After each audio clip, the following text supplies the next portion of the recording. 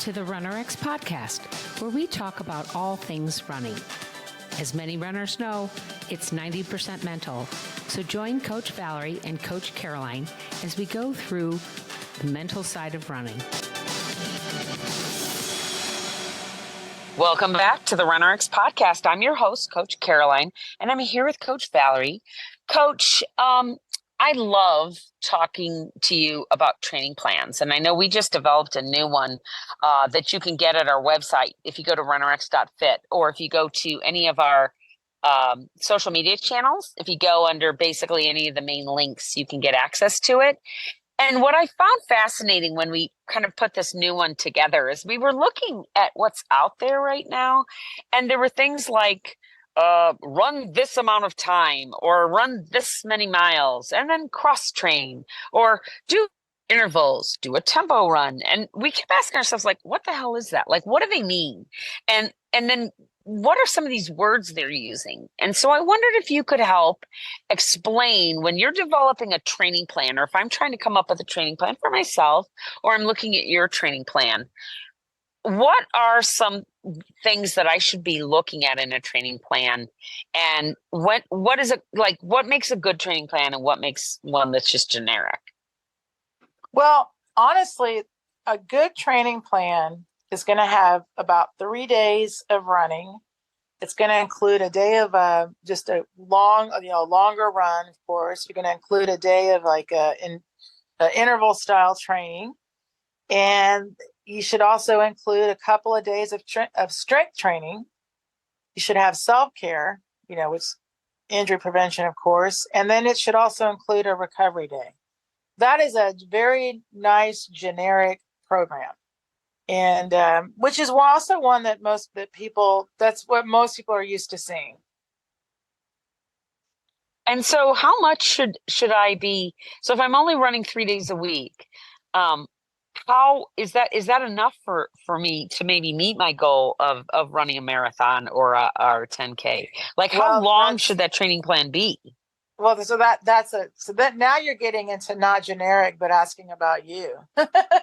This is why you should sign up, so then you can have a coach to talk to. Yeah, that's true. No, but I do really notice good. that like some 5K plans are like 6 weeks, but then so are some 10K plans. Right. But right. It depends on if where you're starting from. If you can run for 30 minutes, like if you could go out and walk even for 30 minutes, then you can certainly start with a 6-week plan for a 5K or a 10K. If you can run for an hour, then you could start even with a 10K to half marathon. If you can run for over 2 hours, no problem, then you could start with a marathon.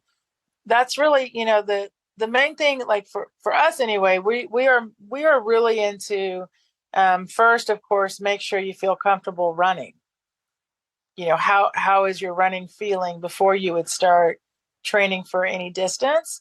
But that's really how I would say to do it. If you can get out for a half hour, you can start training for a 5K. Right. And I did notice that in some of the plans that we have, you give us kind of a large like window. Like maybe my run is only 10 to 20 minutes. So what I find really fascinating is, of course, you've got the runners out there that'll want to do, well, you said 20 minutes, so I have to do 20 minutes. But I only have the endurance to run 10. Can you talk to that person that when you give that kind of a variance, what does that mean from a coach's perspective? What do you expect me to do as a runner with that plan? Well, if someone's trying to build endurance, so we're talking about I'm either new to running or I've just never trained for distance, which we have a lot of runners come in like that. Then what I do, the reason I give a range is because obviously people are different. I want you to spend time focused on the movement versus thinking I have to move for the entire time. And this is really important because the only way you're going to build endurance is to spend time working on your movement, right? So if I cannot yet run for 10 minutes, well, then what am I going to do? Just not run? You see what I mean? Right. So, Right.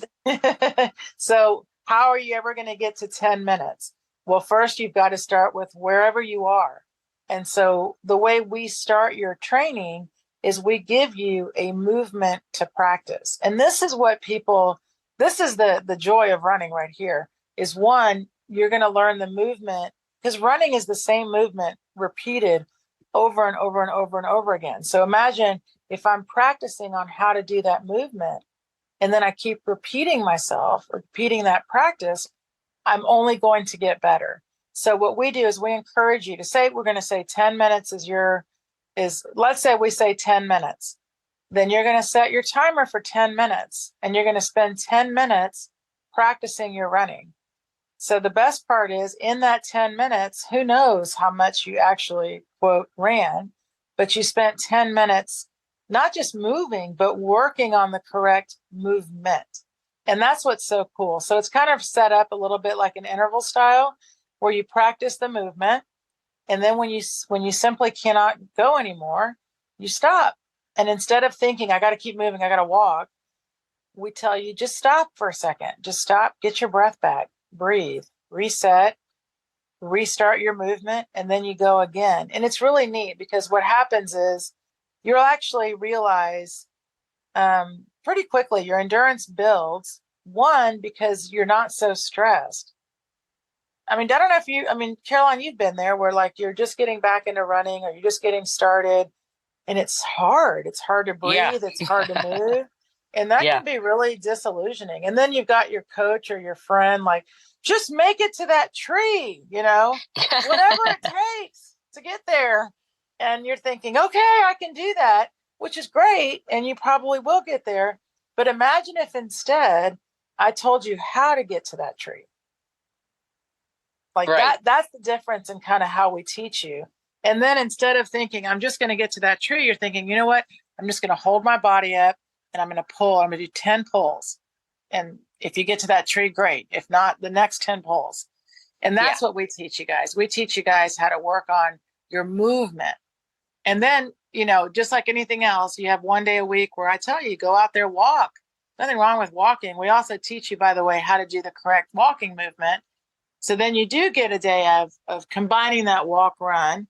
But for during the week or for those shorter runs, we're encouraging you to work on the movement of running. And then you let go of that pressure of having to run so many miles or so much distance. That's all coming and it'll be there for you, I promise. Right. And that's too what I like about your plans, especially this beginner's plan that you can find on our website, is you do talk about that. Okay, we're going to like walk for a minute, run for a minute, then you're going to kind of walk for a minute.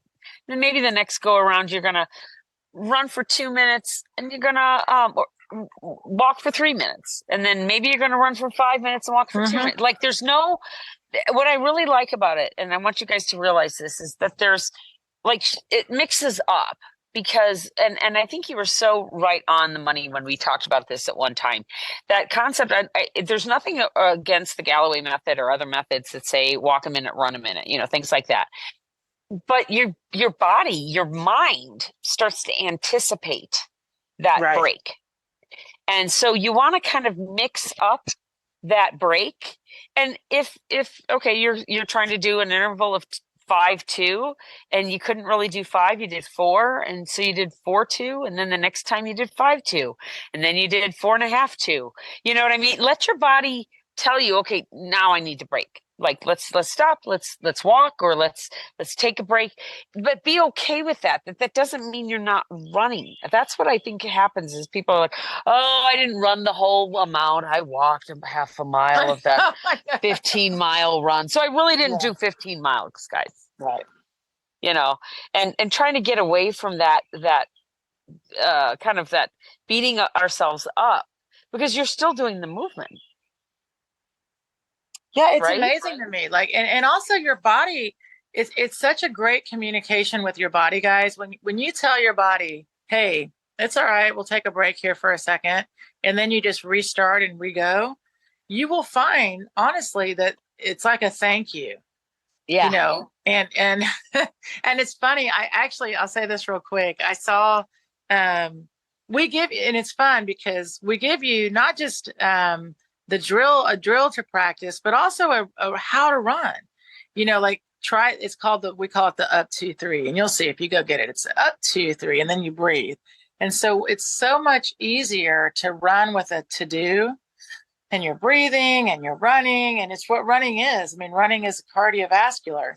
And I had to laugh because people will ask me a lot, how do I breathe? And so I actually put the breath into the running rhythm because it really does. It really works all together. But I was laughing because someone said, I saw this today. I think it was I don't know, I guess a meme you call it. And it said, if you can't breathe while you're running, you don't need to practice breathing. You need to practice running. And I thought that was great. Because notice, guys, when you're talking to someone or when you're walking, when you're comfortable, you don't have any issues with breathing. Like you breathe just fine. And then as soon as we start running, it's like we all have this I forgot how to breathe. It's like we hold our breath. We do that too when we're working out, right? When we're trying to lift something or do any kind of body movement, we're like holding our breath. So anyway, but I just thought it was really funny. It's like, you don't need to practice breathing. You need to practice running. And it's true. Like once you learn how to breathe as part of your running, then I'm telling you, it's not, I mean, of course it's cardio. And if you're running fast, you're going to breathe fast and all that good stuff. But the reality is it should be, you want to feel like the hardest part of your run is the breath, to be honest. So, but anyway, I just wanted to let you guys know, we actually put the breathing in with the running and the learning. So you'll actually enjoy being able to breathe while you run. Well, what I love about the up 2 3 is, I've stopped and started many times, and every time it starts to get daunting. What I'll do is this up 2 3, right? And what we used to do, we'd run around the parking lot when we'd work out together, and I would do. I think you called it the 10 pulls or whatever, where you'd go 10 2 3 9 2 3 8, right? Like so every pull was a count. So I would do 10 on one, and I would focus on one leg pulling. And it's a little bit of a drill, guys, but it kind of, I would think 10 on one side and then 10 on the other. Okay, reset. Okay, 10 on one side, 10 on the other. I'm still running, guys. I was still doing the active movement, but my brain was able to kind of readjust and not think about, oh, this is so hard. Oh, my head's going to, my chest is going to explode. Oh my gosh, that tree's so far away. All I was concentrating on was 10, 9, 8, 7, 6. Was I 6 or 5? Right. It totally got your brain to refocus. And it's amazing what it's very true. Your body is a really magnificent piece of equipment, and it will really do whatever your mind tells it to do. And so if you can just kind of get your mind right and work on it, you can do it. And so that's what I love about the up 2 3 is it really kind of helps you get through those more daunting, or the I can'ts, as I like to call them, which we all have, to get you through getting back into running. So if you are at all interested in, if you're getting back into running, maybe you never ran before and you just want to, it's your 2024 goal, or you're coming back from an injury, or like me, you're just stopping and starting again, go ahead and go to our website or go to any of our social media channels. We are on X, we are on YouTube, we are on Instagram, Facebook. We're not on TikTok, but basically everything else. And you can find the work with us, and it's a free plan that you can get, and we can get you started getting out there and running again.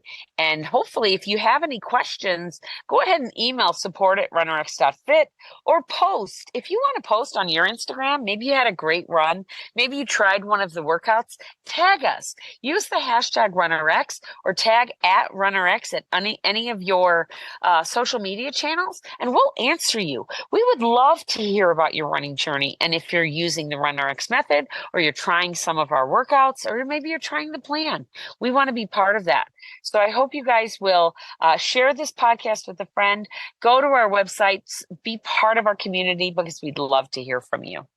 Thanks, guys. Thank you for joining us on the RunRX Podcast. If you'd like to know more, join us at www.runrx.fit. And if you have additional questions that you'd like answered on the podcast, email us at support@runrx.fit.